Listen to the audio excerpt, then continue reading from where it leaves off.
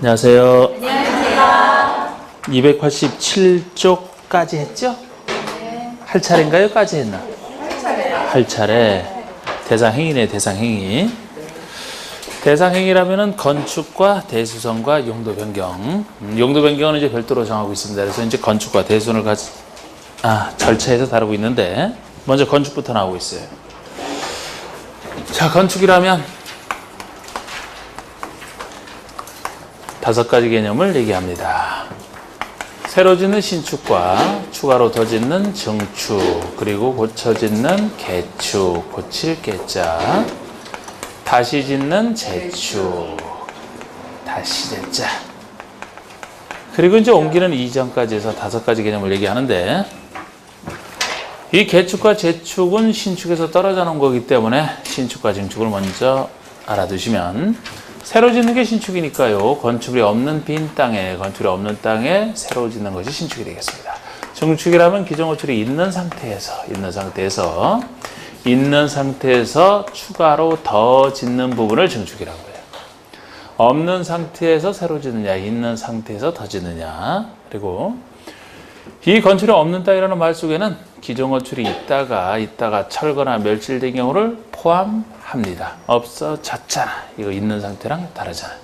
철거 멸실을 포함하되 개축, 재축에 해당하는 것은 개축, 재축에 해당하기 때문에 개축, 재축에 해당하지 않는 것을 신축이라고 하는 겁니다. 포함하기 때문에. 그리고 또 우리 앞에서 배웠던 부속 건축물이 있었죠. 이 부속 건축물만 있는 땅에 주된 건축물을 지으려고 한다. 여기 어디에 속할까요? 신축이라고 합니다. 제가 부속 건축은 독자적 의미 없다 그랬잖아. 부속 건축이 나오게 되면 주된 건축물 기준으로 판단하시라고 했죠. 부속만 있다는 얘기는 주된 건축이 없는 땅에 들어서니까 신축이 되는 거예요. 만약에 반대로 주된 건축이 이미 있는 상태에서 부속 건축을 짓는다. 그러면 증축이 되는 거죠. 이걸 주된 건축물 위주로 있다 없다를 판단하시면 됩니다. 그리고 개축과 재축이다 그러면은 기존 건축이 있었는데 사람이 철거하고 자연재해로 멸실됐느냐 여기에 따라서 차이가 나는 거예요. 사람이 철거했느냐? 고칠 개자, 사람이 고치는 거잖아요. 이건 다시에 불과하잖아요. 그래서 사람이 인위적으로 철거한 것은 개랑 연결되고 자연재해로 멸실된 것은 재랑 연결이 됩니다. 철거나 멸실된 상태에서 새 건물이 종전 범위 내에서 짓는다라는 것은 개축과 재축의 공통점이에요. 종전 범위 내에서 져야 됩니다. 종전범위를 넘어서면 안 돼. 그래서 만약에 5층짜리 건물이 있었는데 철거를 하고 나서 3층으로 졌다 그러면 5층 범위 내에서 지었으니까 개축. 만약에 5층짜리 건물을 철거하고 7층을 지었다 그러면 신축이 되는 거죠. 철거 멸실을 해서 포함하되 이거 제외. 마찬가지고. 그리고 보통 철거라는 개념은 전부 철거를 보통 얘기합니다. 멸실도 전부 멸실이죠. 전부가 멸실돼야 멸실됐다 그러지. 일부라면 원래는 있는 상태가 돼. 기존 줄이 있는 상태가 되는데 여기는 전부 철거 외에 일부 철거도 예외적으로 들어갑니다. 근데 여기 일부 철거로 가면은 전부 철거나 다름없을 정도의 엄청난 철거여야 돼요. 그래서 여기 일부 철거가 되기 위해서는 우리 앞에서 배웠던 주요 구조부 6가지 중에서 더욱 중요한 건 4가지를 꼽고 4가지 중에서 3곳 이상이 철거돼야 돼. 이렇게 얘기를 하거든요. 우리 주요 구조 배웠던 것 중에서 4가지를 먼저 꼽는다면 건축의 3요소랑 관련된 건 먼저 집어넣어야지. 지붕 틀, 기둥, 그리고 내력벽, 건축의 3요소랑 관련된 주요구조부. 여기다 하나만 더 쳐면 되죠? 3요소 외에는 보호가 제일 중요하다. 만약에 보호가 없다라면은 보호가 받치고 있는 바닥이 무너질 거고, 바닥이 무너지면 거기에 걸쳐있는 주계단 같이 무너질 거 아닙니까? 3요소에다가 보호.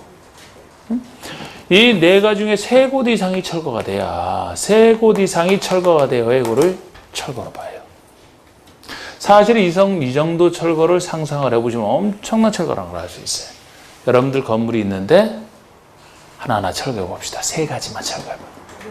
지붕틀 없앴어. 뭐 없앨 거예요 또?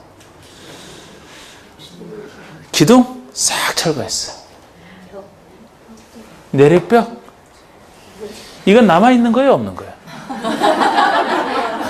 이 정도가 되면 글쎄, 이 정도가 되어야 철거라고 본다고.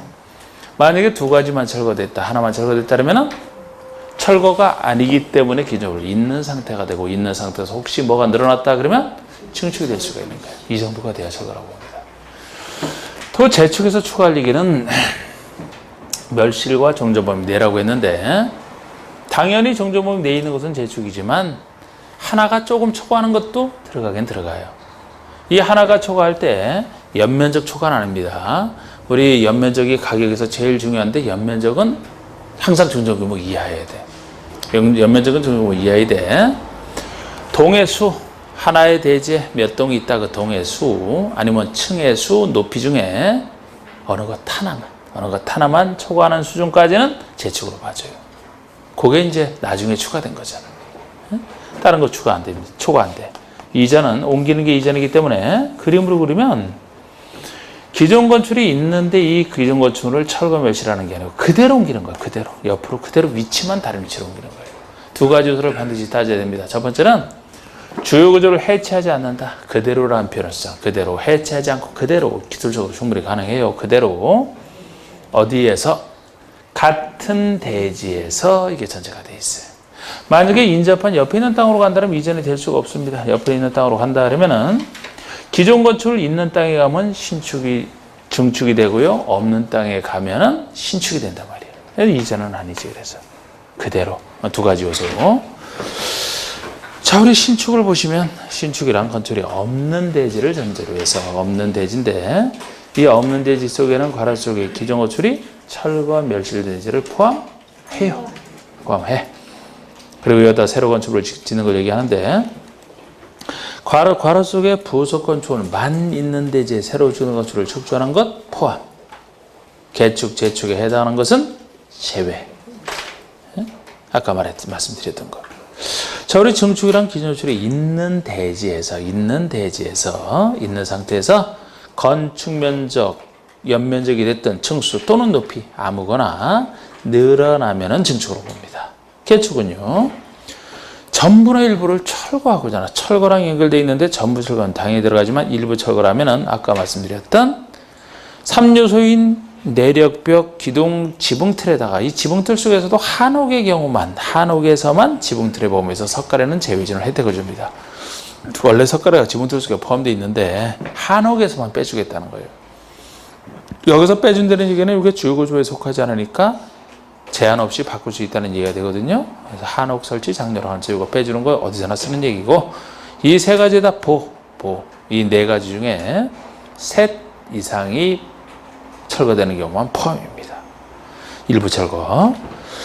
이렇게 철거하고 그 대지의 종전과 같은 규모 범위에서, 종전 범위 내에서 다시 짓는 거, 이것이 개축이에요. 넘어서면 신축이 되는 겁니다. 재축이라면 천재지변 기타 제외로 멸실이죠. 멸실된 상태에서 다음 요건을 모두 갖춰 다시 짓는 거. 다음 요건이 1, 2번 요건 다 갖춰야 돼요. 동그라미 1번 요건은 연면적은 절대 정전을 넘어서면 안 됩니다. 연면적, 제일 중요한 연면적 합계는 정전규모 이하이면서 이건 고정이고요. 동그라미 2번에 동해수, 충수, 높이는 다음에 어느 하나. 이건 어느 하나죠. 기억번에 셋 다 정전규모 이하면 당연히 재축이고, 니은번에 동수, 충수, 높이 중에 어느 것 하나만 정정규모를 초과하더라도 들어갑니다. 물론 이것이 법령에 적합한 걸 전제로 해서 법령에 적합하지 않은 위반하면 법을 위반한 건처리 되니까 안 되고, 법령에 적합한 범위 내에서 셋 중에 어느 것 하나만 정정규모를 초과할 때는 여기까지는 재축으로 보겠다. 여기 재축에 해당하지 않는 것이 신축이 되는 겁니다. 이 요건에 해당하지 않는 것이 이전. 주요구조를 해체하지 않고 이 말 쓰잖아. 해체하지 않고 어디에서? 같은 대지에서. 두 가지 요소 중에 어느 것 하나만 틀려도 틀리는 겁니다. 위치만 다른 위치로 바꾸는 거예요. 건축 유명한 아주 제일 기본적인 건축 개념이었어요. 그러면 양가로 이번에 이제 대수선 보시죠. 대수선. 크게 고치는 게 대수선인데,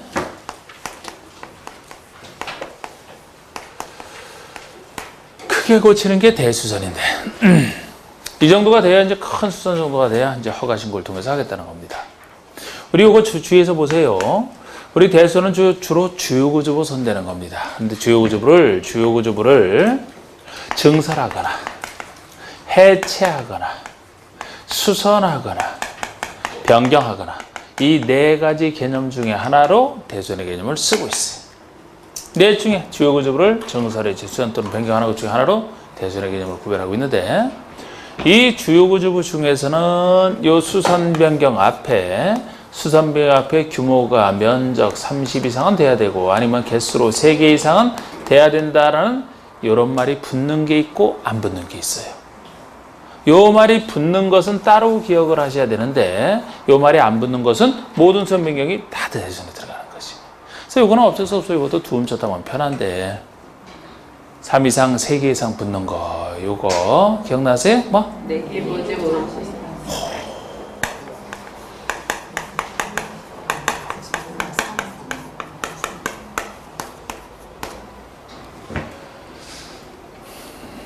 잘하시네.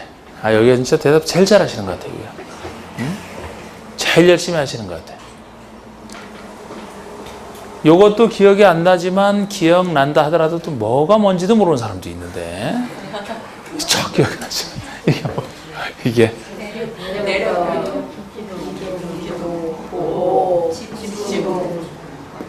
마감재료. 자, 요건데 우리 책에서 보시면은 자 우리 일단 대수선 개념부터 보세요. 대수선이란 두 번째 줄 다음 박스에 해당하는 것을 말한다. 다음의 것을 말한다 이렇게 되어 있는데 단 증축, 괴축, 재축에 해당하는 것은 제외. 요것도 좀 체크를 해두시고 그러니까 대수선에도 해당이 되면서 동시에 건축행위 중에 좀 전에 배웠던 증축, 개축, 재축에도 동시에 해당된다면은 증축, 개축이 우선한다는 얘기예요. 여기 대수는 증축, 개축, 재축이 아닌 걸 전제로 한다. 이건 아주 어렵게 낼 때만 이렇게 낼 수가 있고 지금 내기 보지 마세요 라고 하는 거 내기 보지 마 3 그러잖아. 3이나 수처럼 원래는 게 내기 보지 마 3 하고 얘기하는 건데 그것을 체크하시면은 1번에 내력벽인데 2번에 기둥의 기둥, 보의 보, 지붕틀의 지, 그리고 9번에 외벽의 마감 재료의 마예요. 외벽의 마감 재료의 마. 그래서 이것이 사실 내가 내기하는 것보다 남 내기하는 거 보는 거 참 재밌죠, 그죠? 크게 걸린 내기일수록 내기 보지 말라고 얘기하잖아, 그쪽에서. 그래서 마감 재료 마에서 내기 보지 마. 이것만 3이랑 관련돼 있다? 3 이렇게 돼 있는 거예요. 그래서 지금 체크한 거. 근데 지금 요 체크한 것은 30 이상, 3개 이상이 수선 변경 앞에 붙어 있지. 나머지에서는 없습니다. 나머지는 없어요. 그래서 이 위치를 정확히 보셔야 돼요. 자, 일단 지금 체크한 것은 증설은 없던 거 생기는 것이고 해체는 있던 거 없어지는 것이라 있는 상태에서 수선 변경하는 것보다는 만들고 없애는 증설 해체가 자체로 훨씬 센 개념이에요. 그래서 이거는 이 정도 규모가 안 돼도 조그만 규모의 증설 해체를 하다 다 대선에 들어가는 거예요.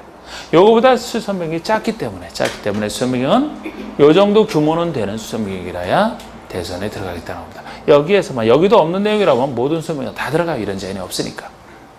그래서 정확히 보셔야 됩니다. 이 중에서도 내력 벽이 됐든 마감 재료 외 벽의 마감 재료, 내력 벽 외 벽 마감 재료. 이거는 벽 면적이기 때문에 30 이상이랑 연결되고 3은 너무 작잖아요. 이거는 그대로 3개 이상이 되는 건데 이 위치를 정확히 보셔야 돼요. 자, 물어보겠습니다. 여기와 여기 차이가 나니까 요걸 문제 잘 보셔야 돼요. 숫자만 생각하지 말고.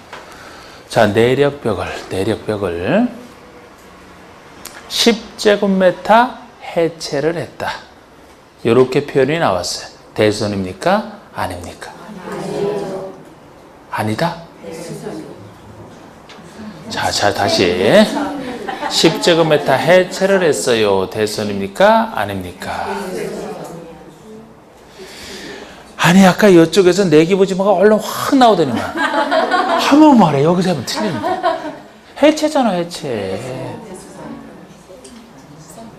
대선이죠. 해체잖아 해체. 이랬을 때는 글쎄 이거 외워놔도 소용없다니까. 이거 정확히 적용해야지. 해체를 물었잖아 제가. 어? 1제곱미터 해체했으면 대선이? 대선이지. 10제곱미터 변경했으면 그게 대선 아니지. 요것이 글쎄 요거 앞에 붙어 있다니까. 요거 앞에. 네? 자, 또 물어볼게요. 건축부에서 기술적인 부분이 많기 때문에 어차피 7문제 중에서 한 3문제 정도 막 이상한 거 내면 그건 틀려도 상관없어요. 그건. 그런데 이런 중요한 부분에서 나오는 거는 정확하게 알고 맞춰야 돼. 이런 데서 실수하면 안 돼. 다른 거 틀린 건 틀려도 상관없어요. 자, 이번에는 내력벽을 10제곱미터 증설하여. 아직 얘기 안 끝났어. 하이어로 끝났잖아 지금. 네, 내력벽을 10제곱미터 증설하여 연면적이 증가됐어요. 이제 끝났어요. 이거 대수선입니까 아닙니까? 대수선? 아니지. 아니지. 증축이지 증축. 10제곱미터 증설이니까 대수선 맞죠? 그런데 뒷말이 있잖아. 연면적을 늘렸다 그랬잖아 제가. 앞에서만 딱 끝났은 건 대수선 맞아요. 그런데 증설에 따르면 기존수를 있는 상태죠? 설거멸실이 아니니까? 연면적이 늘었다는 표현이 뒤에 들어가 있잖아. 그걸 왜 넣겠어 그냥. 늘어났으면 증축도 되잖아. 그럼 증축도 되고 대손도 된다면 증축이 우선한다 그랬잖아요. 그래서 대손 아니다 그래야 돼. 그 증축이라고 해야 돼. 이건 난이도를 좀 더 높인 거예요 지금. 모르겠어요? 이따가 와요 시다 쉬는 시간에. 여러분들이 왜 갑자기 또 이렇게 헷갈리나. 저도 지금 더워서 그래. 더워서 더위 먹어서. 왜 이렇게 덥죠? 여기 에어컨은 안 되나 아직? 되는데 왜 안 틀지? 틀었다고 지금? 더워. 여러분 아까 저 고개 흔들었던 분 보세요. 아니 어려운 거 아니야. 지금 여기 지금 내력벽을 물었잖아요. 잘 봐봐. 증설 해체는 요거 자체로 센 거예요. 새로 없던 거를 새로 만들거나 없애기 때문에. 그래서 이 앞에 30 이상이 붙는 게 아니잖아. 여기에 붙는 거잖아. 여기. 요게 자체로 작기 때문에. 내력벽이라면 이 정도 규모 되는 수선 변경이래야 대선이 된다는 얘기예요. 근데 제가 아까 10제곱미터 해체? 해체니까 이건 규모에 상관없이 무조건 대선이 되는 거야. 1제곱미터라도. 근데 이 수선 변경할 때만 이 정도 돼야 된다는 얘기. 좀 전에 물은 것은 난이도 좀 높인 건데 제가 요거만 물은 게 아니잖아. 뒤에 거를 붙였잖아. 그럼 의심을 해봐야죠. 10제곱미터 증설에 따르면 10제곱미터 증설에 따르면 그거는 당연히 대수선이죠. 대선인데 연면적 늘었다라는 표현을 뒤에다 붙였잖아. 연면적이 늘었으면 건물이 있는 상태에서 아까 배웠던 뭐가 늘어나면 증축이라고 했죠? 이게 대선에도 해당되면서 동시에 증축에 해당되는 거잖아. 제가 요거 읽기 전에 그랬잖아. 증축, 개축, 재축에 해당하지 않는 것이 대선이다. 증축, 개축, 재축이 있으면 먼저 그게 증축이 돼요. 그렇지 않은 걸 전제로 해서 대선이 되는 거라고. 응? 그래서 아까 그 대선의 두 번째 줄 가지고 한 거라고. 두 번째 줄. 요 전제 요건까지 붙여서. 자, 그래서 다시 한번 보세요. 박스를 보시면 1번이 그거잖아. 내력벽 증설해체 평면적 30 이상 수선 변경될 때 요것과 비슷한 구조가 9번이에요. 9번. 9번 먼저 보세요. 외벽에서 하면 마감재를 손대는 걸 얘기합니다. 우리 마감재료는 원래 주요 구조부 아닙니다. 아니라서 옛날에는 대선 아니었다가 대전 중에서 맨 마지막에 들어간 거 얘기해요. 그런데 외벽의 마감재료를 뭐로 만드는 걸 얘기하느냐. 방화에 지장이 없는, 화재를 막는 것에 지장이 없는 불연재료나 준불연재료를 쓴 걸 얘기해요. 불연재료는 안이불자, 탈연자, 불에 안 타는 재료. 이런 걸로 마감재료를 만들어 놨더니만 요거 증설해체 일단 30 이상 수선 변경은 똑같은데 아까랑 구조랑 똑같은데 옛날에 요게 대선에 안 될 때는 마음대로 할 수 있었죠. 대손에 해당되면 허가 신고를 통해서 해야 되니까 옛날에는. 그래서 옛날에는 이거를 옆에 불나도 이쪽으로 옮겨 붙지 않도록 마감 재료를 불연 재료를 써서 만들어 놨죠. 그래야 옆에 불나도 옮겨 붙지 않거든. 근데 이거를 대손이 아니다 보니까 편의상 막 바꾼 경우가 생겼어, 이거를. 쓰면서 요거를 예를 들어서 뭐 보온성을 위해서 뭐 스티로폼을, 두꺼운 스티로폼을 여기다가 절거하고 여기다 붙인다라든지 해서 그래 놓으니까 불이 옆에 붙으니까 그냥 옮겨서 대형 화재 사건 생기고 나서 이게 들어온 거예요. 그래서 이것은 그 화재 위험 때문에 주요 구조부는 아니지만 이것도 대손에 집어넣은 겁니다. 이제는 함부로 못하죠. 그래서 같은 구조예요. 나머지 2, 3, 4가 기둥보, 지붕틀 한 개만 증설 해체해도 대손. 근데 수선 변경할 때는 한꺼번에 3개 이상은 돼야 된다는 얘기고 나머지 얘기는 수선 변경 앞에도 그 얘기 없으니까 모든 수선 변경 다 들어가는데 5번이 화재를 막는 방화벽 아니면 방화구에 그리한 바닥벽이 있다. 이거 증설 해체하거나 수선 변경도 다 들어가잖아. 다. 주계단이 됐든 피난계단이나 특별 피난계단이 됐든 이런 특수한 것들 증설 해체 수선 변경 다 들어갑니다. 근데 7번은요. 요거는 사실상 사문화된 거예요. 이게 사실상 없어진 거나 다름없어요. 법에는 남아있으니까 어쩔 수 없이 여기다가 집어넣었지만 미관지구가 없어졌거든요. 몇 년 전에 없어졌는데 계속 이걸 두고 있어. 다른 데는 없애면서. 그래갖고 이거는 이게 참 고민이 이게 하여튼 나오진 않을 거예요. 그럼 미관지구 없는 게 나오면 어떡합니까? 근데 법에서 없어지지 않아서 그냥 이렇게 하는 거예요. 8번에 다가구 주택의 가구 간 경계벽 또는 다세대 주택의 세대 간 경계벽을 증설해체 수명경. 이거는 다가구 다세대 주택의 경계가 되는 경계벽 선되는 걸 얘기합니다. 내력벽 아니죠. 이거는 경계가 되는 경계벽만 얘기해요. 그래서 아까랑 다르게 그냥 수명경도 다 들어가는데 특히 요거 할 때는 아파트나 연립은 아니다. 아파트나 연립은 없잖아요. 많은 가구가 사는 것 중에서. 사실 다가구나 다세대보다 더 큰 게 아파트 연립이거든요. 근데 아파트 연립의 경계벽은 사실 대손에 해당되면 허가나 신고를 통해서 할 수 있다는 얘기거든요. 아예 위험해서 안 된다 이렇게 생각하세요. 더 커서 아파트 연립은 경계벽 선들한 거 위험해서 안 된다. 안 된다 이렇게 생각을 해두시고 그 다음에 용도 변경이 나옵니다. 이제 용도 변경이 쓰임새 용도를 바꿀 때 얘기인데요. 우리 용도 변경 내용을 하려면 이제 내용이 많아. 먼저 29가지 주 용도를 해야 됩니다. 우리 지목 땅의 용도는 28가지인데 건축의 용도는 29가지로 나눠져요. 그래서 이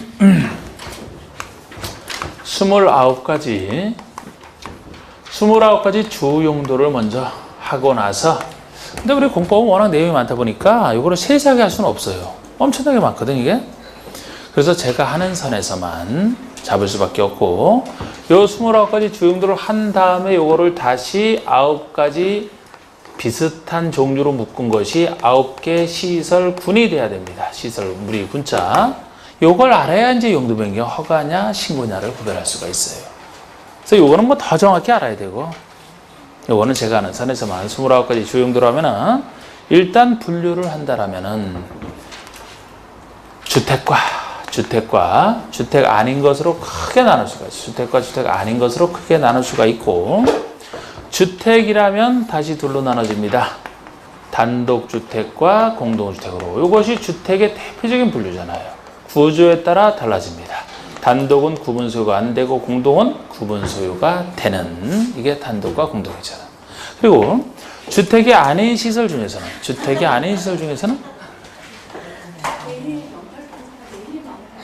그래서 안 돼요? 예. 틀어야 돼요, 그거라도. 예. 진짜 아주. 괜히 저거를 미리 닫아서 아주 더 덥네, 더 덥네.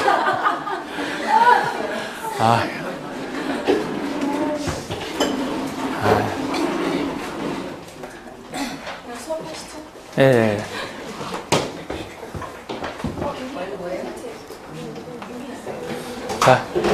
자, 집중하세요, 여기. 자, 집중하시면은, 주택 외시설 중에서는 우리 주변에서 쉽게 볼 수 있는 근린 생활설. 생활시설이에요. 생활시설. 생활에 필요한 시설인데 그것도 근린. 근린.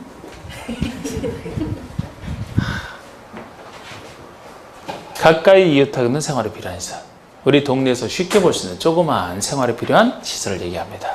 그러면은 근생이 아닌 기타 전문 시설, 이거는 이제 동네에서 쉽게 볼 수 없는 전문화된 시설을 얘기해요. 이렇게 크게 둘로 나누는데 이 중에서 근생이 다시 1종, 2종 둘로 나눠집니다. 그래서 1종 근생은 우리 생활에 좀 더 필수적인, 2종은 1종보다는 약간 덜 필수적인 근생 중에서 하나, 둘, 셋, 넷, 나머지 25가지에서 합이 29가지로 되는 것이고, 제가 요거는 저번에도 조금 했습니다. 요거는 단독주택에 속하는 4가지 종류와 공동주택에 속하는 4가지 종류는 숫자까지도 물어본 적이 있기 때문에 요거는 숫자까지 저번에 완성을 했는데 요 정도는 해야 되지만 요 아래에서는 이제 오늘은 좀 더 1, 2종 분석을 좀 더 한번 자세히 우리가 살펴보고 나머지 25가지는 역시 뜻을 보시면서 이름을 보시면서 느낌 잡고 헷갈리기 쉬운 거 몇 가지만 따로 정리할 거예요. 그리고 이 아래에서는 숫자는 무시하셔도 돼. 숫자는 무시하셔도 돼. 아직까지 낸 적은 없으니까 편하게 그냥 보시면 됩니다. 자, 우리 단독주택이다. 그러면은 4가지가 있죠? 좁은 의미의 단독과 그리고 다중주택과 그리고 다가구, 공관, 공동주택이라면 아파트, 연립, 다세대, 기숙사 이렇게. 일단 이 내용 들어가기 전에 이 종류로 하면은 안에 아파트, 연립, 다세대, 여러 세대 모여서는 다세대, 이거를 단독이라고 할 사람이 누가 있습니까?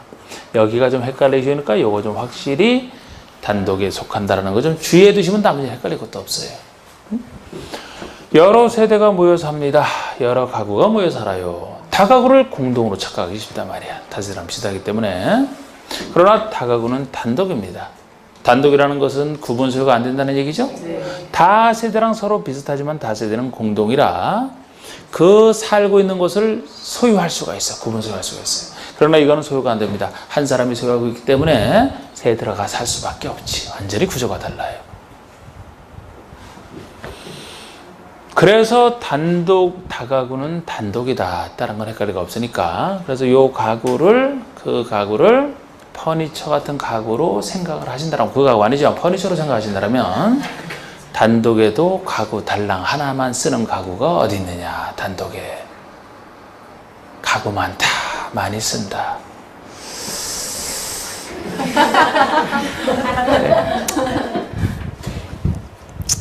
참, 이 얘기할 때가 저는 항상, 제가 헷갈리지 않게 이렇게 말씀드린 것 중에 이거 할 때가 제일 싫어지.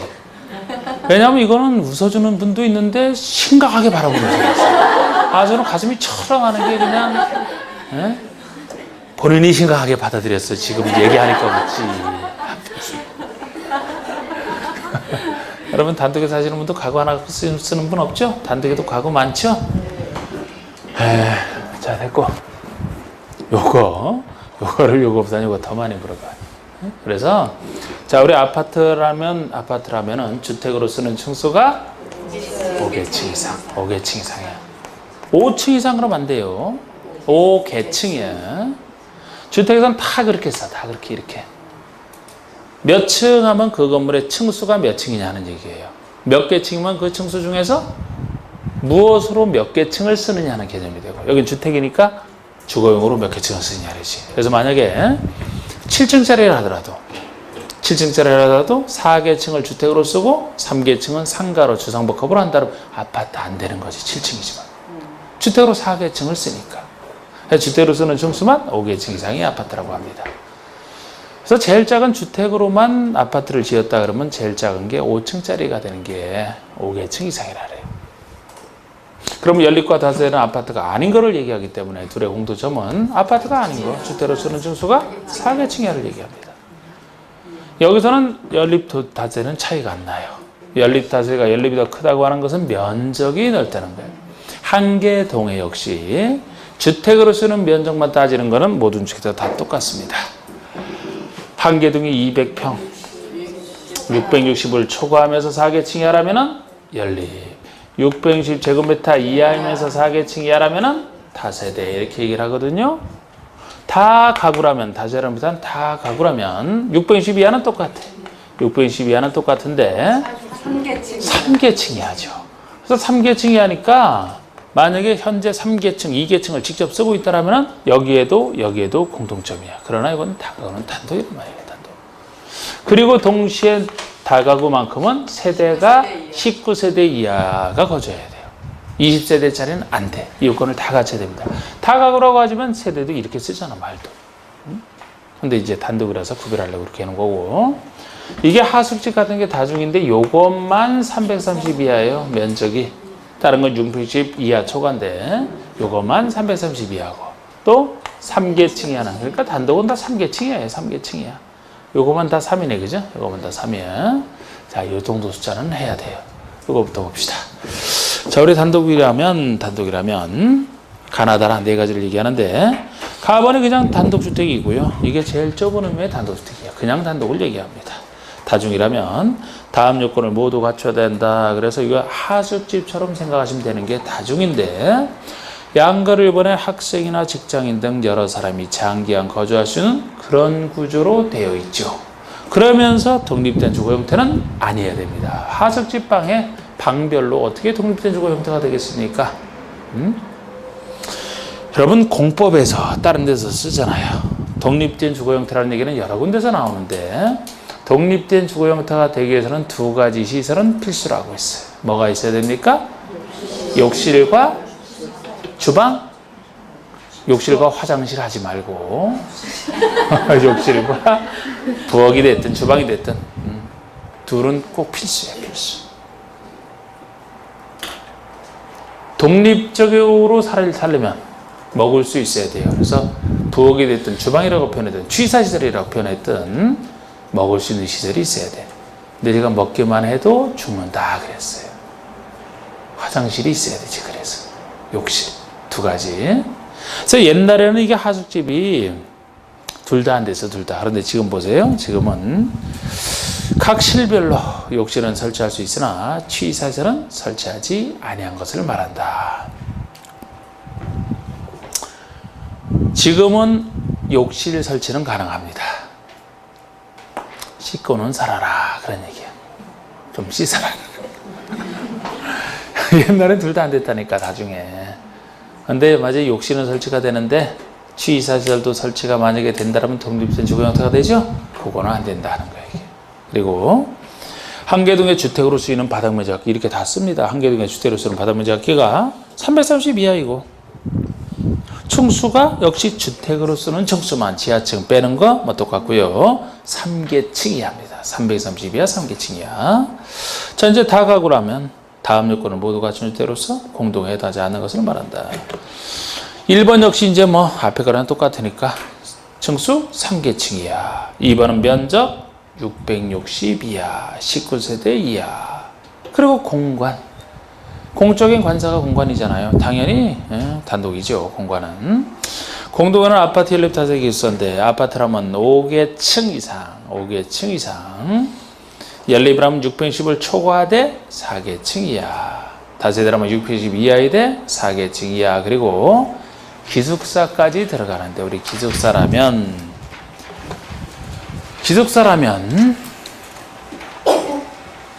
학교나 학생 등의 학교나 공장 등의 학생이나 종업원 등으로 해서 쓰는 것으로서 한계동의 공동 취사시설 이용 세대 수가 전체 50% 이상이면 기숙사 돼. 50% 이상.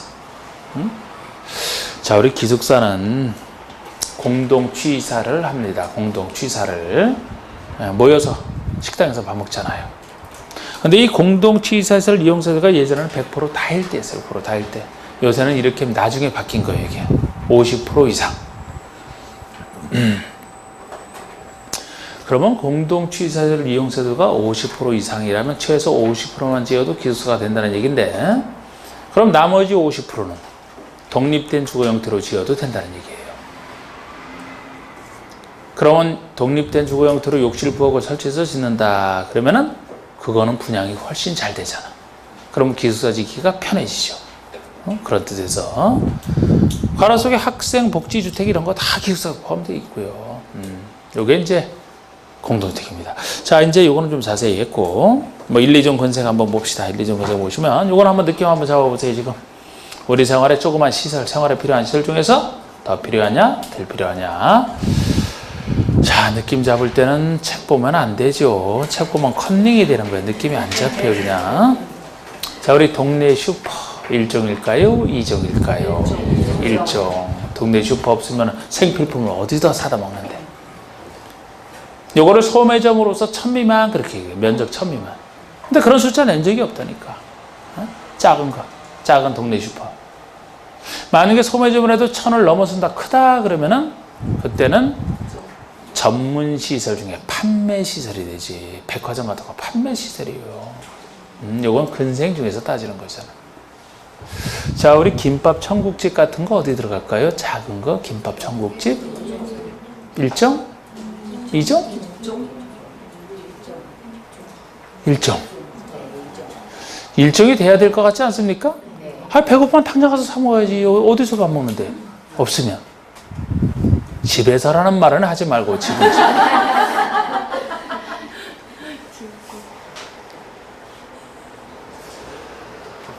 아침을 꼬박꼬박 집에서 먹어야 잘 산다 하는 것은 참 우리나라가 특이하게 가지고 있는 이상한 전통이에요.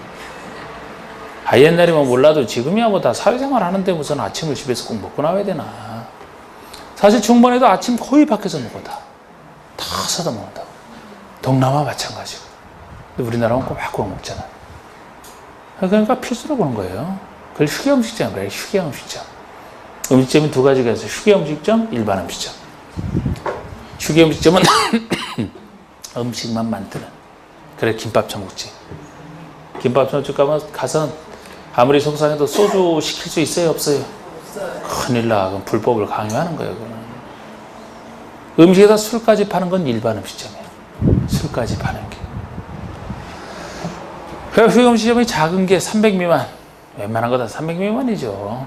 1종. 300 이상이면 2종. 그러나 일반 음식점은 보통 식당, 술까지 파는 식당 다 생각하시면 돼요. 2종으로 봐, 2종으로. 1종처럼 필수로는 안 보죠. 가끔 외식할 때 쓰는 식당. 의원, 한의원 어디 들어가요? 의원, 한의원. 1종 건생이죠? 아프면 당장 달려가요. 조그만 개인 의원들 아닙니까? 만약에 동물 치료하는 동물병원이라면 왜 또 조용해질까? 1종에 2종이에요? 1종? 2종.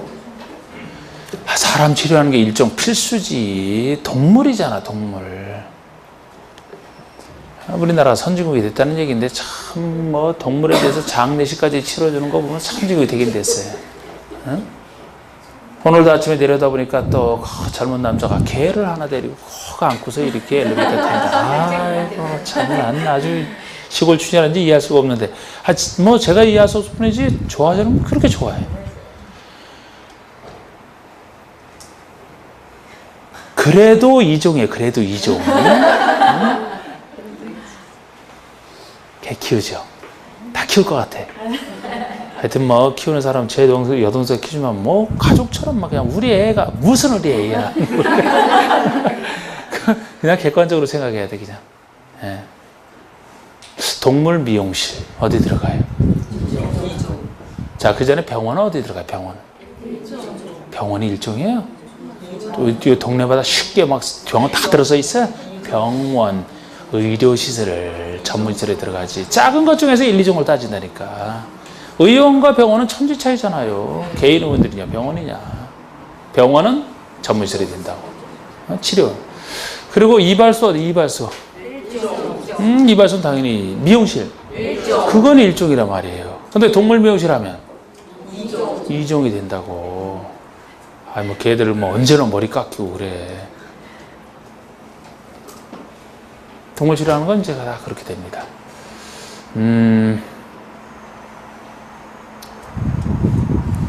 또 뭘 물어볼까? 노래 연습장 어때? 노래 연습장 2종. 노래 안 해도 살죠? 있으면 편하지? 있으면 편하지? 스트레스 풀고. 우리 안마랑 관련해서 한번 앞에서 얘기한 적 있어요? 안마원이면 여자분들이 피부 미용을 해서 주로 찾는 게 안마원이야. 어디 들어가요? 일종이지. 여자분들이 있어도 그저 아름다움 꾸미는 건 필수라고 보는 거야. 간단한 시설 중에서 안마원 일종이에요. 남자분들이 주로 이용하는 게 안마 시술소야. 시술소. 요거는 이종. 안마 안 받아도 사는데 안마 받으면 편하다. 이종. 안마원은 일종. 이렇게 차이가 생겨요. 엄청 많은데 이 정도만 합니다. 요거 하나 물어볼까요? 부동산 중개 사무소. 작은 거. 일종이라고 강력히 얘기를 하시네. 원래 작은 게 이종이었어요. 불과 몇 년, 3년 정도 됐나? 그 전까지는 작은 게 이종이었어요. 큰 게 업무시설, 사무실, 전문시설이었고. 500명 작은 게 이종이었어요. 일종은 하나도 없었어요. 중개사무소가. 아니 일종으로 안 받던 거죠. 개인적으로 가서 거래해도 충분하잖아. 공인중개사 없이도 계약 체결이 되잖아.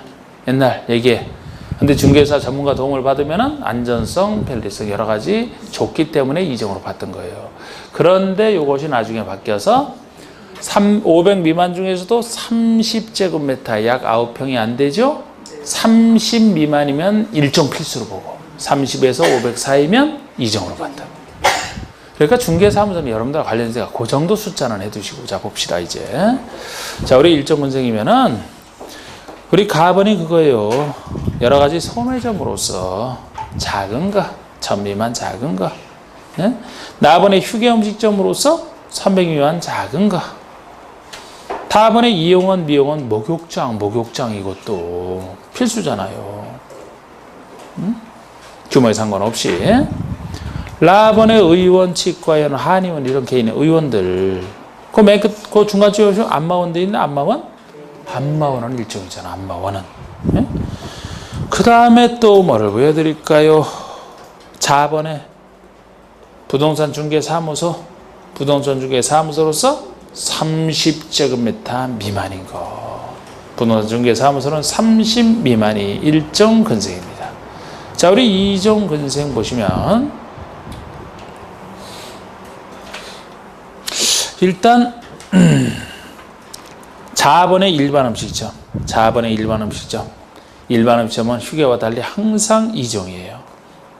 4번에 동물병원, 동물미용실 나오죠? 동물병원, 동물미용실. 그 다음에 또 하번에 부동산 중개사무소가 나오는데 500 미만을 얘기하잖아. 근데 500 미만인 것에는 괄호 속에 일정 근생에 해당하는 것 제외 이렇게 돼 있잖아요. 그래서 500 미만 중에서도 특히 30 미만이 일정. 30에서 500 미만 요 사이가 이종이 된다는 거죠. 이걸 해석하면. 그 다음에 거번에 다중생활시설로서 500 미만. 이 다중생활시설이 괄호 속 얘기에서 보듯이 옛날에 고시원을 지금 이렇게 부르는 거예요. 고시원업법상 시설, 다중생활시설. 그래서 이 다중생활시설은 500 미만 작은 게 이종이고 500 이상 규모가 크면은 뒤에 숙박시설로서 더 강한 통제를 받습니다. 작은 게 이종이에요. 그리고 러번에 안마시술소, 노래연습장 나오잖아. 안마시술소, 노래연습장.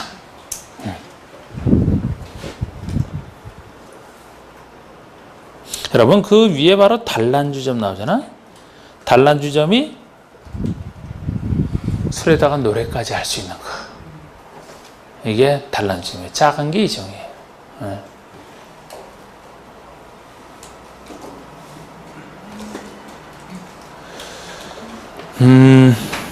자, 그 다음에 이제 전문시설들 들어가 봅시다. 전문시설.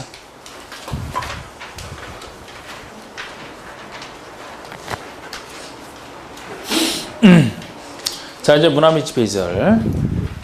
이건 이제 이름을 잘 보시면서 느낌 잡으시고 헷갈리시는 거 따로. 자, 우리 문화미치페이설은 각종 문화와 집회, 많은 사람 모이는 집회 모아놓은 게 문화미치페이설이에요. 그런 느낌으로 많은 사람 모이는 문화집회설. 종교시설, 큰 교회 같은 거, 교회 성당시설 큰 거 종교시설입니다. 이것도 작으면 이종인데 종교 전문시설을 얘기해요. 판매 시설이요? 판매 전문시설을 얘기합니다. 각종 시장급들, 도매시장, 소매시장, 아까 소매점 큰 거, 1000 이상인가? 예? 판매시설. 넘겨보시면 운수시설에 나오죠, 운수시설. 각종 터미널들을 얘기해요. 각종 터미널들. 예? 운수니까 적어도 여객 운송을 전제로 하는 것들. 여객 터미널, 철도, 공항, 항만 이런 느낌으로 보시면 돼요. 그런데 이 터미널들 중에서는 물류 터미널은 여기 없어요. 물류 터미널은 여기 없어요. 물류 터미널은 18번에 나옵니다. 18번에. 18번에 창고 시설 중에 다번에 물류 터미널 있잖아. 거기다 체크하시면 되죠. 자, 우리 물류 터미널이 화물 터미널처럼 물건만 다루는 게 물류 터미널이에요. 그래서 터미널이지만 아까 운수시설과 헷갈리면 안 돼요.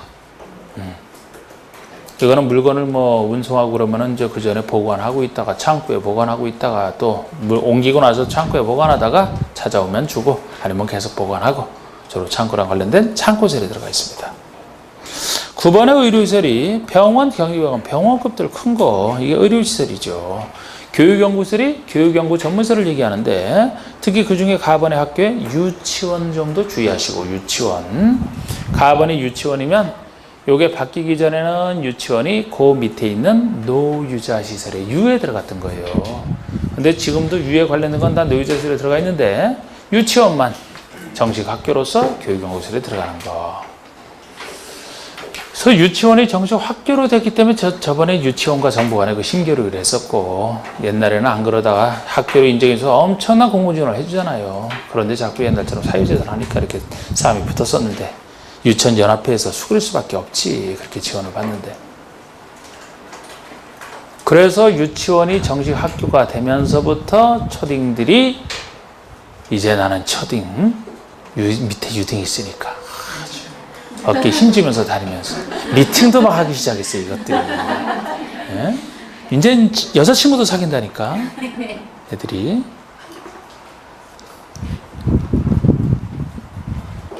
여러분들 미팅 언제 해봤어요?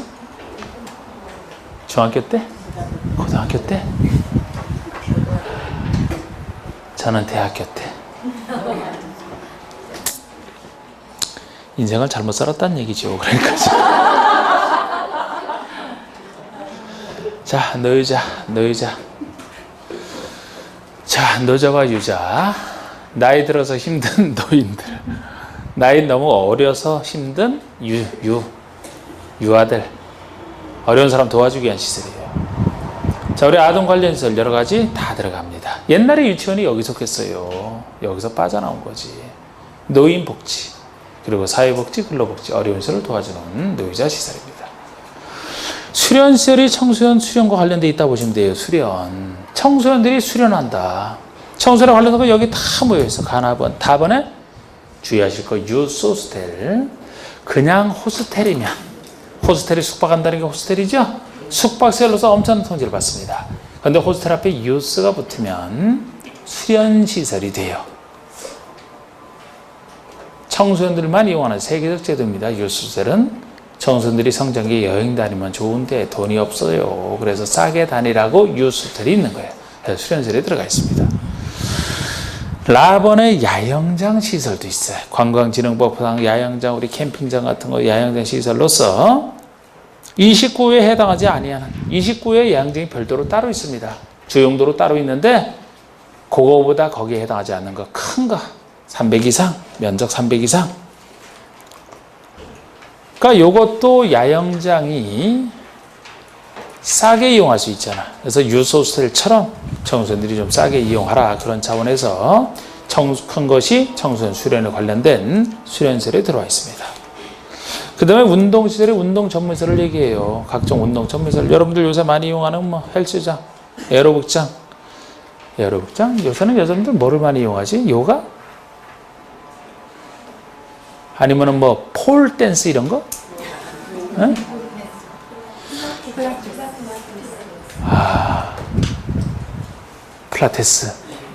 필라테스.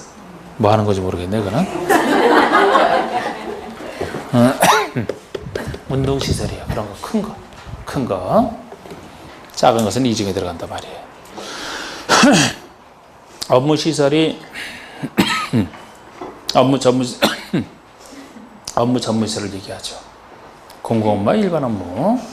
일반 업무 중에서 그 두 번째 오피스텔 있잖아, 오피스텔. 오피스텔이 주택 아닙니다. 사무실이지, 업무 시설. 그 다음에 숙박시설, 위락시설이 통제 제일, 그 중에서 위락시설이 제일 통제 많이 받고 숙박시설 버금가게 통제받아요. 그래서 우리 숙박시설이 여러 가지 숙박시설 다 생각하시면 되는데, 특히 다번에 다중생활시설. 이동에 해당하지 않는 거, 큰 거. 예?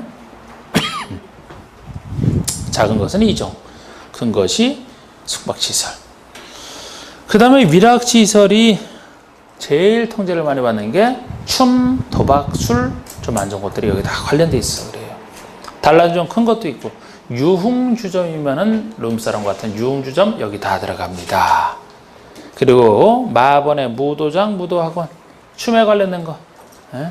버닝썬 여기도 무도장이잖아. 무도장, 무도학원, 춤 가르치는 학원도 다 여기 들어가요. 춤에 관련된 거. 카지노에 없어. 도박에 관련된 거. 예? 춤, 도박, 술. 그래서 위락시설 10분 쉽시다.